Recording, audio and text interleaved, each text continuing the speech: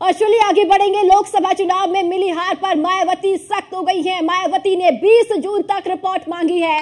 Party पदाधिकारियों से हार के कारण मायावती ने पूछे हैं। सेक्टर और मंडल प्रभारियों के साथ बैठक में निर्देश मायावती ने दिए हैं। कौशाम्बी, प्रत्याशी और प्रयागराज के पूर्व मंडल प्रभारी को पार्टी से निकाला गया है।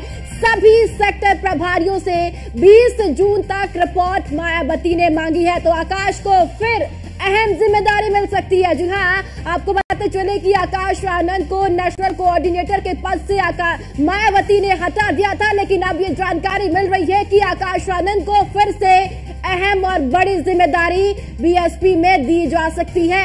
तो लोकसभा चुनाव नतीजों के बाद मायावती लगातार समीक्षा कर रही है और सभी 6 सेक्टर के प्रभारियों और मंडल प्रभारियों से बात की। और चलिए ज्यादा जानकारी के साथ हमारे संवाददाता एसके वाजपेयी हमारे साथ जुड़ चुके हैं। एसके वाजपेयी, जिस तरीके से लोकसभा के चुनाव में बीएसपी एक भी सीट नहीं जीत पाई है, अब हार का कारण मायावती तलाशने की कोशिश कर रही है। बिल्कुल निश्चित तौर पर अगर हम देखें तो 2019 में समाजवादी पार्टी के साथ गठबंधन में बसपा ने 10 सीटें जीती थी। हालांकि 2024 में एक भी सीट नहीं जीत पाई। उससे सबसे बड़ी बात यह है कि किसी भी सीट पर रनर भी बीएसपी नहीं है। तीसरे और चौथे नंबर की पार्टी बनकर बीएसपी रह गई है।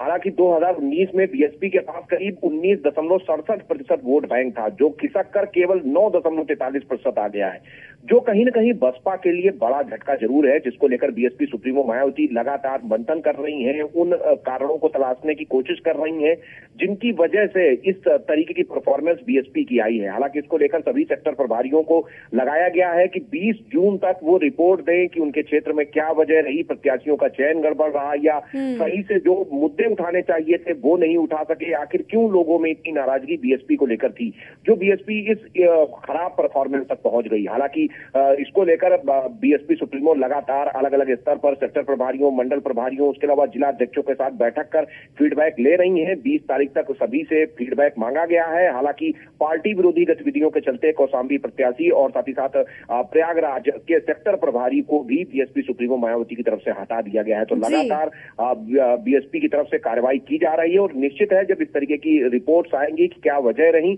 उसके बाद बीएसपी में और भी संगठनात्मक बदलाव देखने को मिल सकते हैं।